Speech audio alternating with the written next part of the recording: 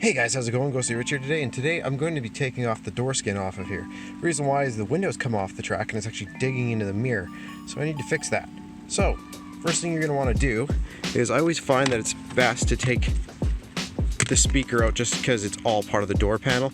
If it's off of here, it might be easier for you to pick it up because this adds a lot of weight.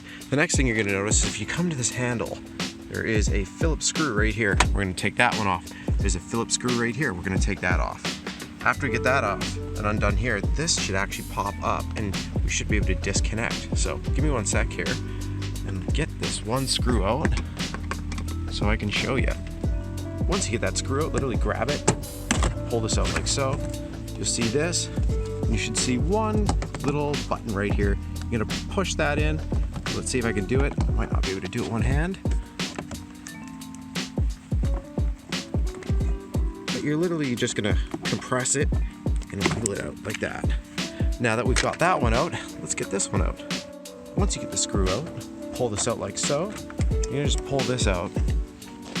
When you pull this forward, just like the one down below, you're gonna have a little tab, squeeze.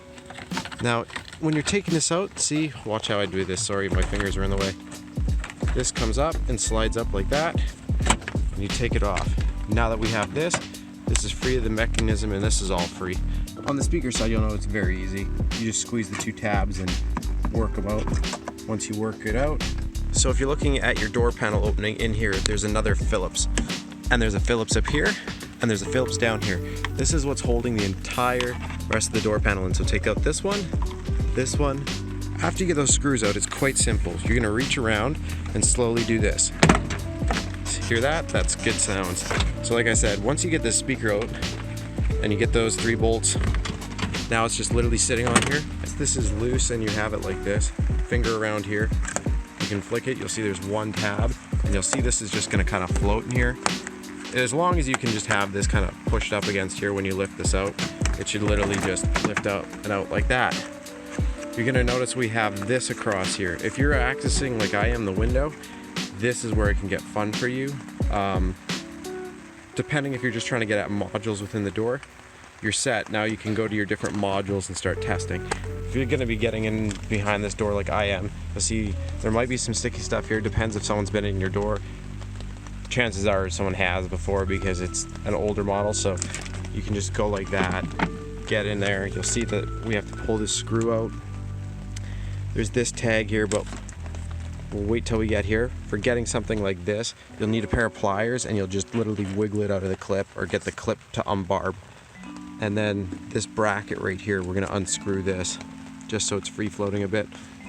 Another one we're gonna pull out with a barb. If you're pulling the mirror off, there's 3 bolts right here, which are 8 mils. When you take them out, you'll notice that after that you can wiggle the mirror, but you can't get it off. The reason why is around this hole, there's this barb and this barb. So you either have to take a big set of pliers and squeeze right here. So see how they squeeze in?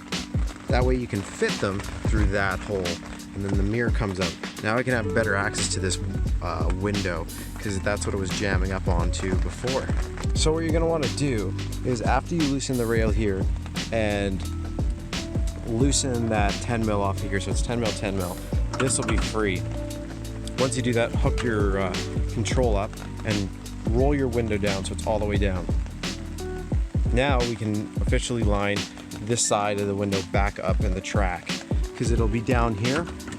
So now after it's down here, wiggle it around, you'll see this is nice and free, and you're literally just gonna work the lip of the track back around the window and then we'll bolt it back on. This one right here, just what I suggest you do is put it like this, get it all nice and lined up, and then we can tighten this up after. But once you line this up and loosely put this in after you, like I said, there's the windows right here. It's back in the lips now because I've moved it back and it's back in between the lips. Now we're doing good. So what we're gonna do next is take our window button. We're just gonna roll it up. And again, I had that seal out because I was checking out some other stuff and cleaning it because the seal had sap in it. Probably one of the reasons why it came out. But look at that, it's back in the groove. We're doing good. So once it's up here, if you want to, you can tighten up this bolt. And again, After you tighten up these 2 bolts, just make sure your window moves up and down smoothly. You might have to clean the track, but make sure you do. Also, when you roll this down, you'll see those 2 window bolts. And check and see right there. Just make sure these 2 window bolts are still tight. For me, I haven't taken off enough glue yet, but if I do, you should see another bolt through one of these holes, and you just want to make sure that they're both tight. Look around the seal, make sure that the seal is completed all the way around it. After that, put your project back together. And that's all there is to it. Press like if it helped you out and subscribe for more.